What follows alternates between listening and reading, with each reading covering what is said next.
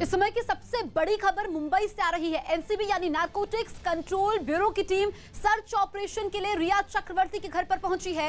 NCB की team drugs connection के सिलसिले में रिया के घर पर पहुंची है। रिया के भाई शोविक चक्रवर्ती और ड्रग्स डीलर बासित के रिश्तों की जानकारी सामने आने के बाद यह कार्रवाई हो रही है।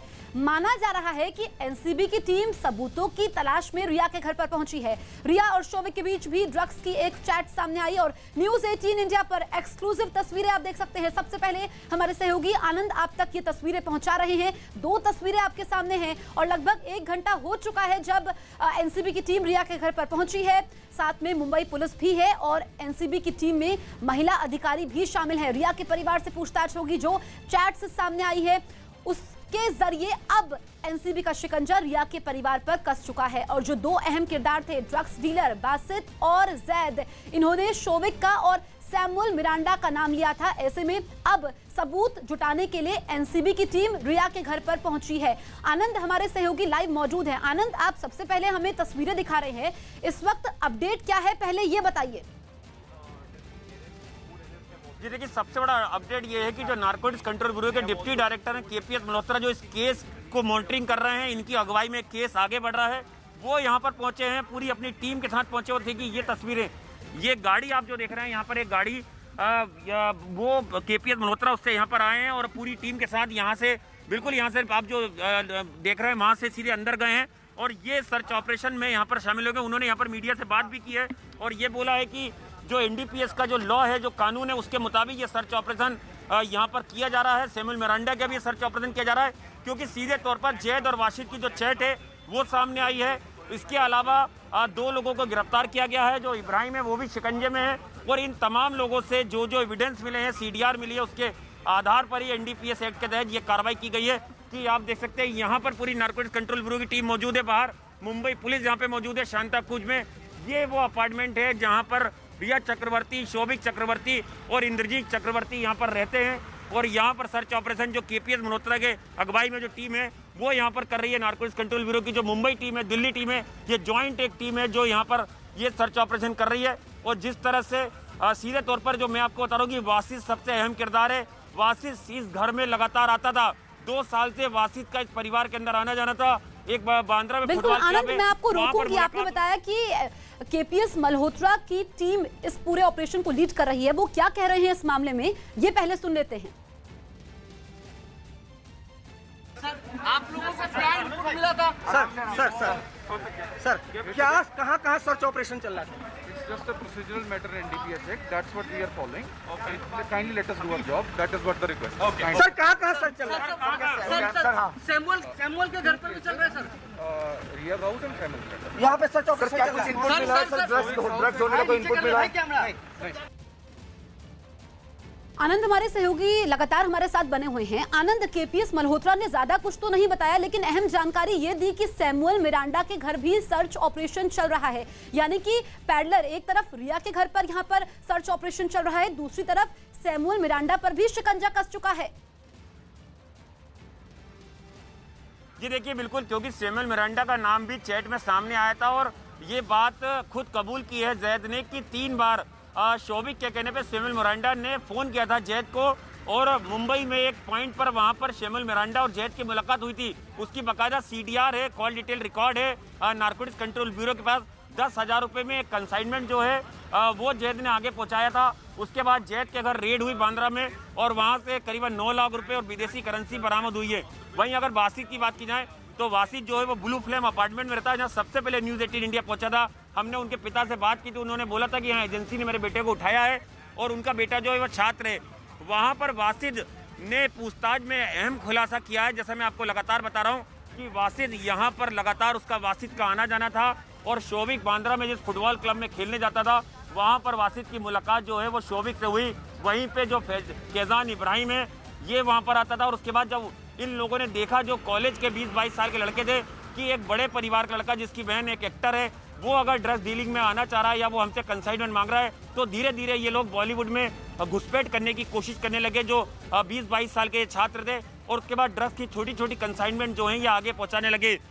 नारकोटिक्स कंट्रोल बिल्कुल। ब्यूरो तो को ये भी आनंद, शक है एक कि बहुत क्या बड़ा मामला है। कनेक्शन है जिसके तार बहुत दूर तक फैले हुए हैं। आपसे हम ये भी जानना चाहेंगे कि अब जिस तरीके से जो रिश्तों का जिक्र हुआ है, अब जैद ने जो खुलासे किए हैं, जो व्हाट्सएप चैट सामने आए हैं, यानी कि एनसीबी को बड़े लीड्स मिले, उसके बाद ही ये कार्रवाई हुई है।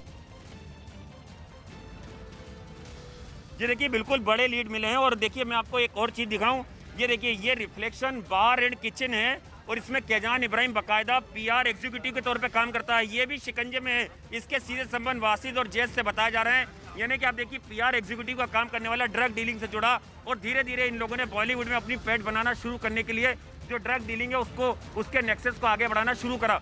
यही वजह है कि नारकोटिक्स कंट्रोल ब्यूरो ने मुंबई में आते से ही सबसे पहले जो ड्रग डीलर थे उन पे छापेमारी करना शुरू करी।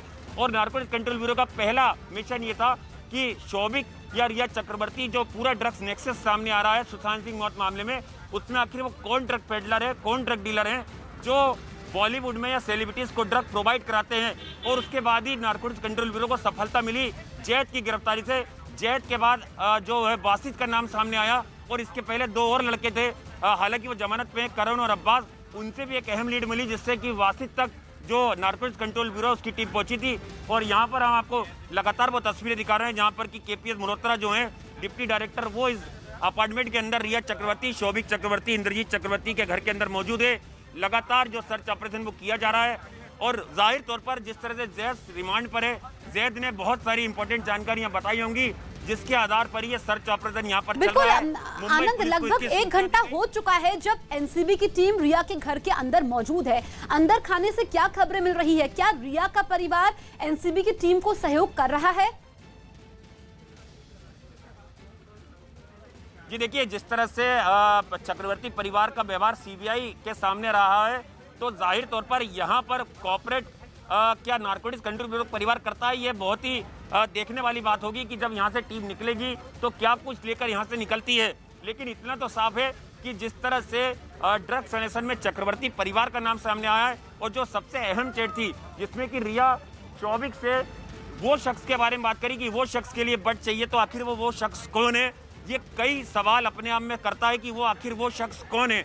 तो इसीलिए सुशांत सिंह मामले में जो पूरा सच है वो जानना चाहती है। और जैसा कि हमने पहले ही बताया कि जो वासिद और जैद हैं, उन्होंने सुशांत के बारे में कई महत्वपूर्ण जानकारियां जो हैं वो एजेंसी को दी थी।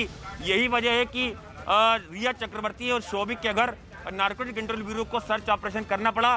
जाहिर तौर पर इस घर से कुछ जरूर ऐसा मिलेगा नारकोटिक्स कंट्रोल ब्यूरो को, ऐसी नारकोटिक्स कंट्रोल ब्यूरो को उम्मीद है, ताकि इस केस की जो दशा और दिशा है वो आगे सही तरीके से बढ़ाई जा सके।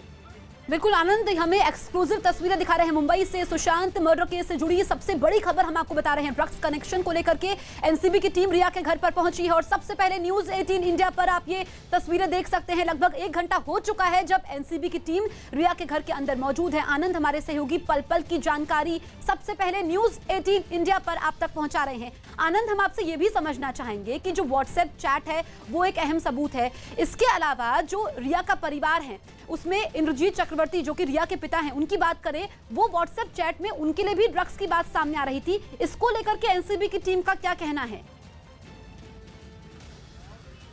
जी देखिए, बिल्कुल इस बात को rule out narcotics control bureau जरूर करेगी, लेकिन जो ईडी की जांच थी जिसने सबसे पहले ड्रग्स कनेक्शन का नेक्सस तोड़ा है और उसके बाद नारकोटिक्स कंट्रोल ब्यूरो को अप्रोच करी उनके डायरेक्टर को कि आप इस केस की जांच को आगे बढ़ाएं कि कैसे सुशांत सिंह मौत के मामले में ड्रग्स कनेक्शन है उसकी तफ्तीश करें। इसीलिए नारकोटिक्स कंट्रोल ब्यूरो ने एनडीपीएस की करीबन 6 से 7 धाराओं में एक केस रजिस्टर करा और उसके बाद लगातार उन्होंने मुंबई में आके एक जो मुंबई की नारकोटिक्स कंट्रोल ब्यूरो की टीम है उसके साथ एक ज्वाइंट एक ऑपरेशन की प्लानिंग बनाई और उसके बाद जैद, वासिद, इब्राहिम, इन 3 बड़े किरदारों को दबोचा, जिसके बाद सीधे तौर पर शौविक और सैमुअल मिरांडा का नाम सामने आया। रिया चक्रवर्ती का नाम भी अब ड्रग डीलिंग में सीधे तौर पर सामने आ रहा है, जो व्हाट्सएप चैट डीलिंग है।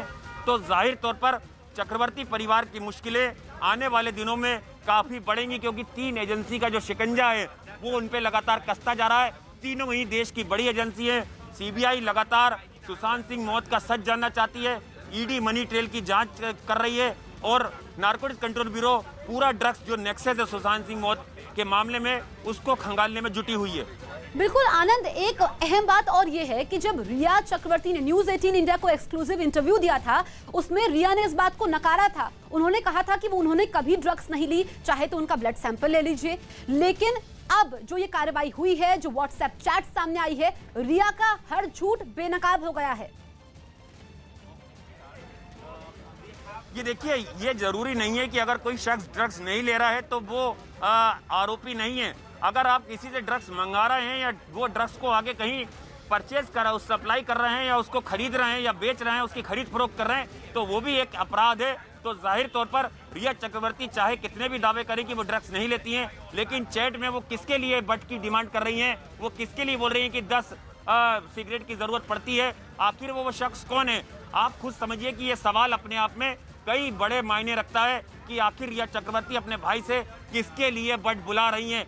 जैसा कि मैं आपको बता दूं, मुंबई में जो बट ड्रग्स है उसका काफी बोलबाला है। जब से लॉकडाउन हुआ है, कोकीन और हेरोइन की जो खपत है वो कम हुई है, और उसके बाद जो बट है वो अलग अलग फ्लेवर में मुंबई में जो सेलिब्रिटीज है, बॉलीवुड के लोग हैं, बिल्कुल आनंद, बने रहिए अहम जानकारी देते हुए कि अगर रिया ड्रग्स नहीं भी लेती थी, उनकी इस बात को मान भी लिया जाए, लेकिन अगर आप ड्रग्स